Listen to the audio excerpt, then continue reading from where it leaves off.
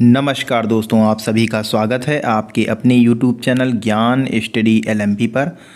दोस्तों आज हम लोग सीटेड यानी केंद्रीय शिक्षक पात्रता परीक्षा में बाल विकास एवं शिक्षा शास्त्र को पढ़ने वाले हैं। दोस्तों जो आज हम लोग प्रश्न करने वाले हैं वो आपकी परीक्षा के लिए काफ़ी इम्पॉर्टेंट हैं, तो काफ़ी ध्यान से इन प्रश्नों को हल करें।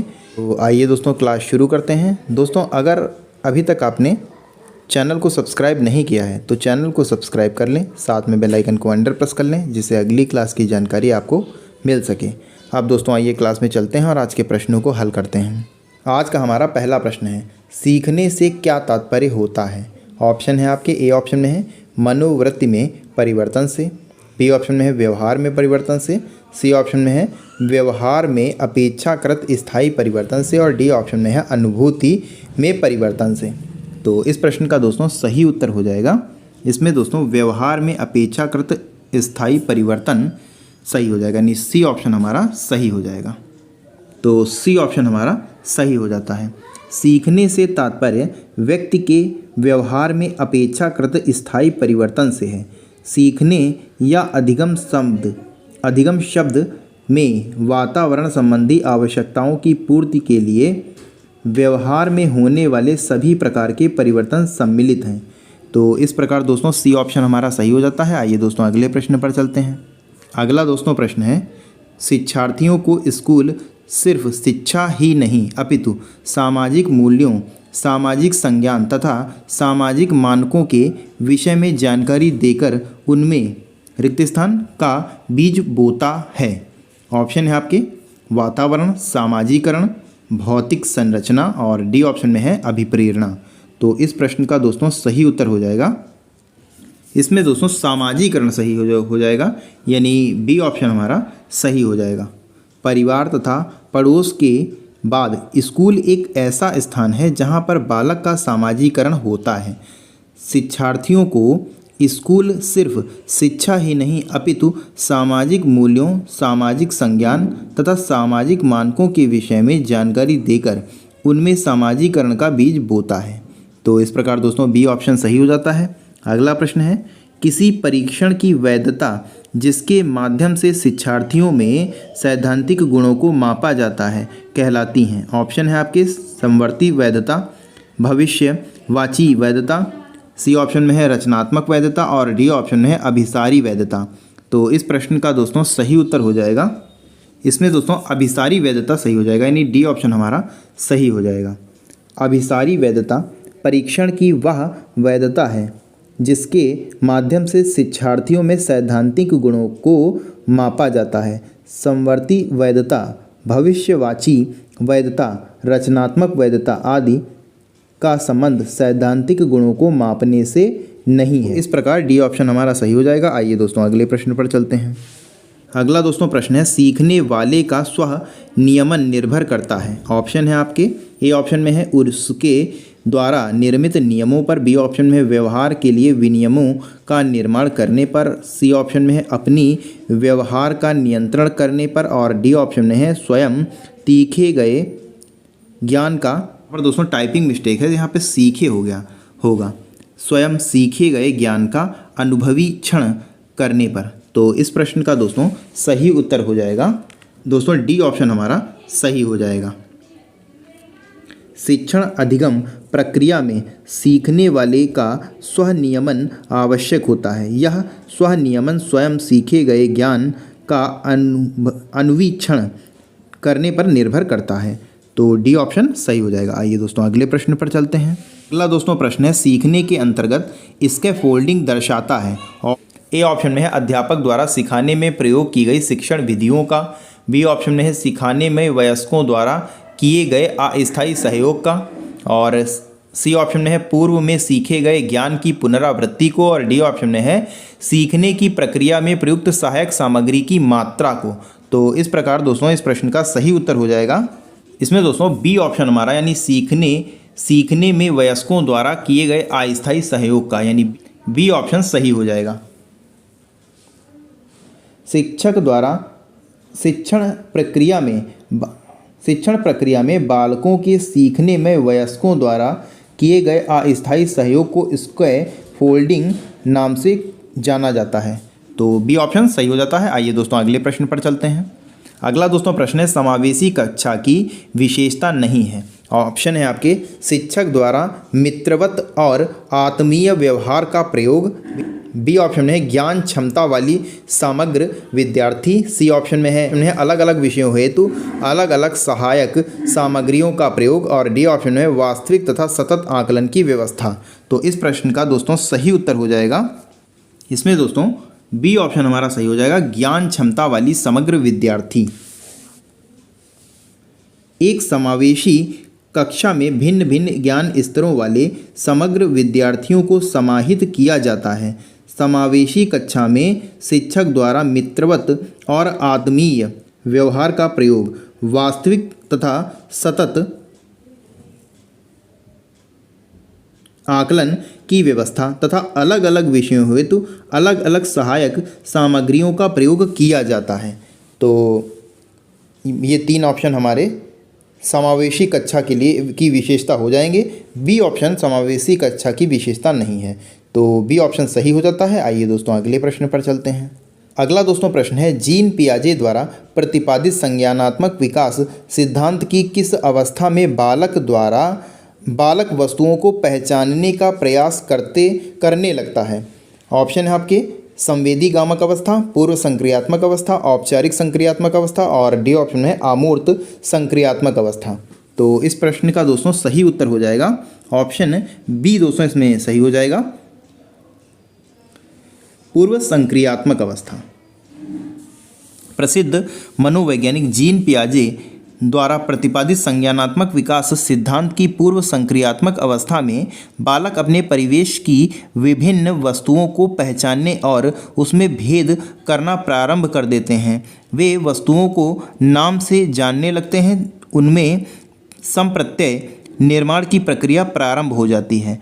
तो इस प्रश्न का दोस्तों सही उत्तर हो जाएगा, बी ऑप्शन हमारा सही हो जाएगा, पूर्व संक्रियात्मक अवस्था। आइए दोस्तों अगले प्रश्न पर चलते हैं। अगला दोस्तों प्रश्न है जब बालक स्कूल जाने के लिए रोज की तरह स्कूल ड्रेस, जूता आदि पहनता है, किताब लेता है, तब व्यवहार के यह सभी संगठित क्रम कहलाते हैं। मानसिक सक्रियता, विकेंद्रीकरण, स्कीम्स और डी ऑप्शन है स्कीमा।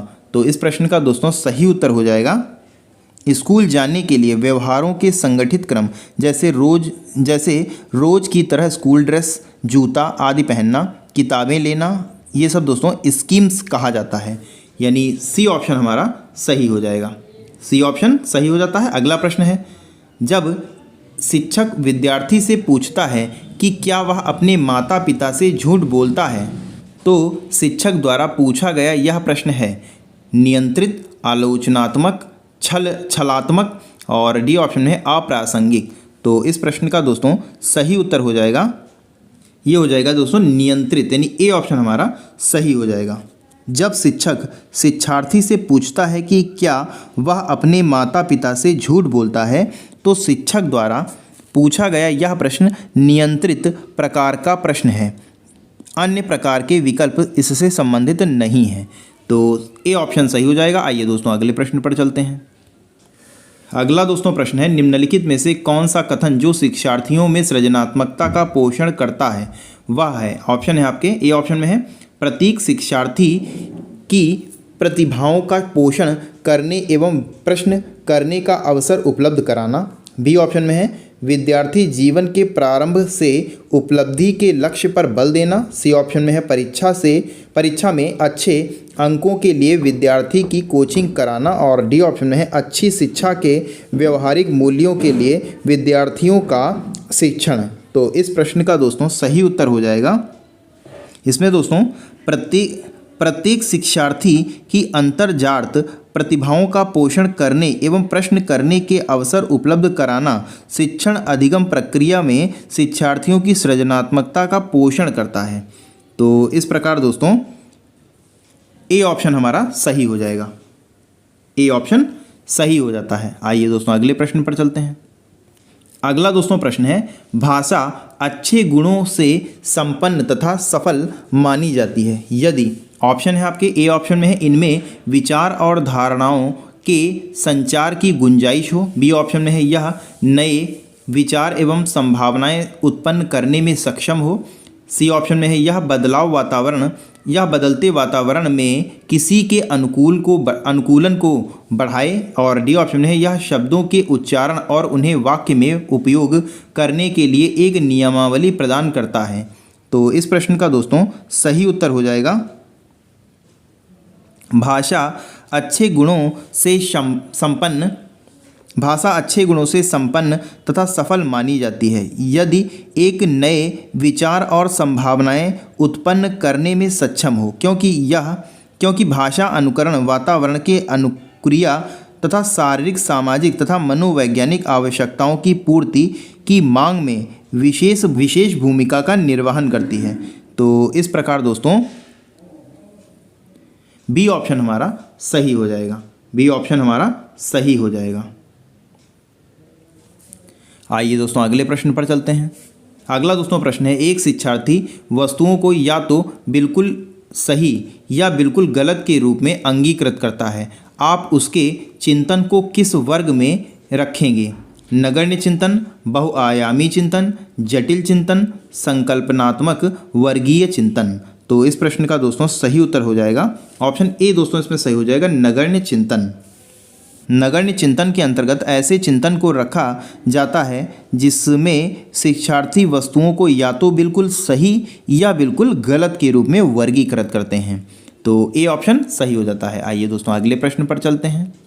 अगला दोस्तों प्रश्न है, पाठ्य पुस्तकों के विषय में कौन सा कथन अनुचित होगा? ऑप्शन है आपके ए ऑप्शन में है पाठ्य पुस्तकों की सहायता से निश्चित समय में विभिन्न विषयों का ज्ञान प्राप्त किया जा सकता है। बी ऑप्शन में है पाठ्य पुस्तकों की सहायता से विद्यार्थी कक्षा में सुनी हुई बातों को घर पर भी समझ सकता है और पुनरावृत्ति का कार्य आसानी से कर सकता है। सी ऑप्शन में है पाठ्य पुस्तकों से प्राप्त ज्ञान पूर्ण रूप से व्यवहारिक होता है, अतः उसकी अत्यधिक उपयोगिता है।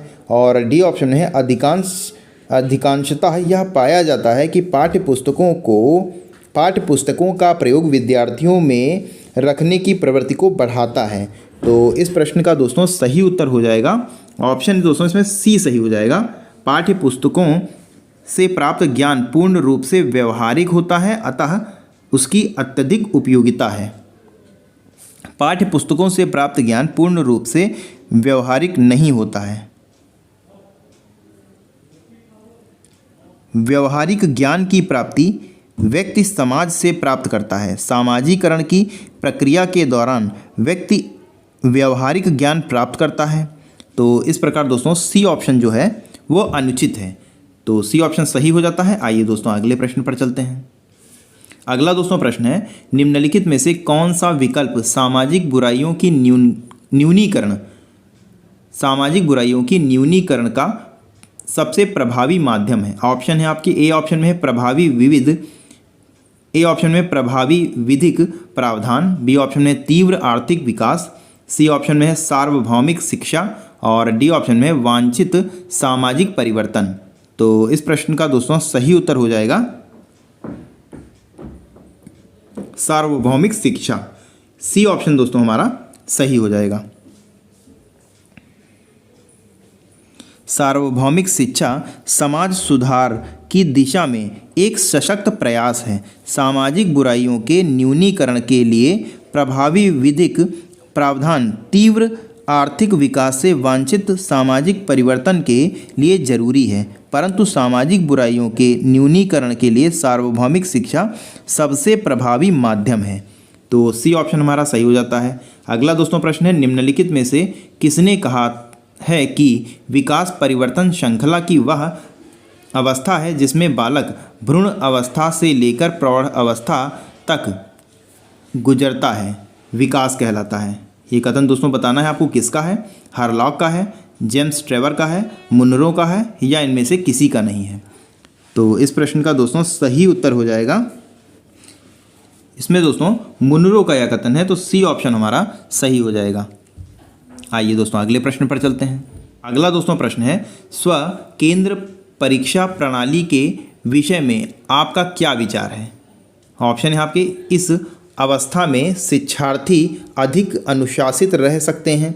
बी ऑप्शन में है इसमें शिक्षार्थियों को नई जगह जाकर समायोजन का कष्ट नहीं झेलना पड़ता है। सी ऑप्शन में है दूसरी परीक्षा केंद्रों पर शिक्षार्थी हताश होकर अक्सर अच्छा प्रदर्शन नहीं कर पाते। और डी ऑप्शन में है प्रत्येक शिक्षार्थियों को व्यक्तिगत रूप से शिक्षा प्रदान की जाती है।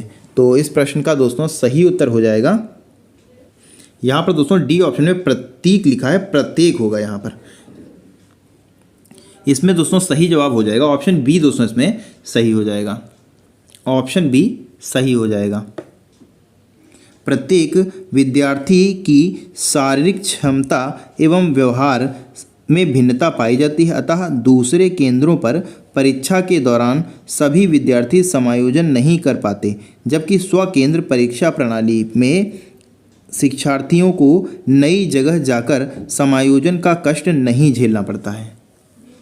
तो बी ऑप्शन सही हो जाता है। आइए दोस्तों अगले प्रश्न पर चलते हैं।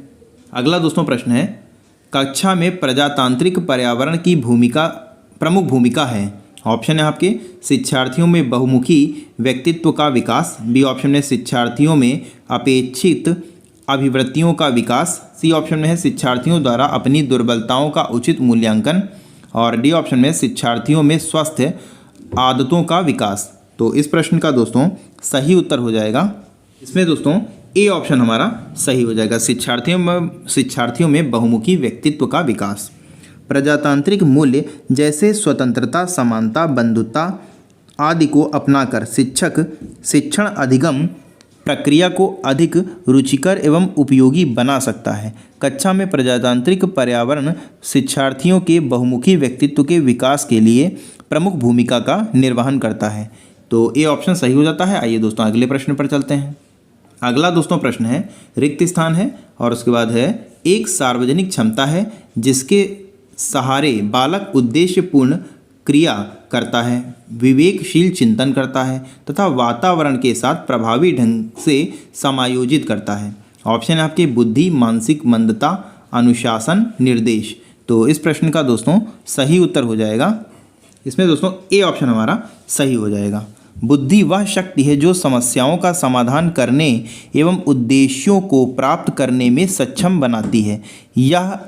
साथ ही यह एक सार्वजनिक क्षमता है जिसके सहारे बालक उद्देश्यपूर्ण क्रिया करता है, विवेकशील चिंतन करता है तथा वातावरण के साथ प्रभावी ढंग से समायोजन करता है। तो ए ऑप्शन सही हो जाता है। अगला प्रश्न है, प्रतिभावान लड़की घर में बैठना कम पसंद करती है तथा अधिक क्रियाशील तथा झगड़ालू होती है। यह कथन किसका है? ट्रो, स्किनर, हिली, वुडवर्थ। प्रतिभावान लड़की घर में बैठना कम पसंद करती है तथा अधिक क्रियाशील झगड़ालू होती है।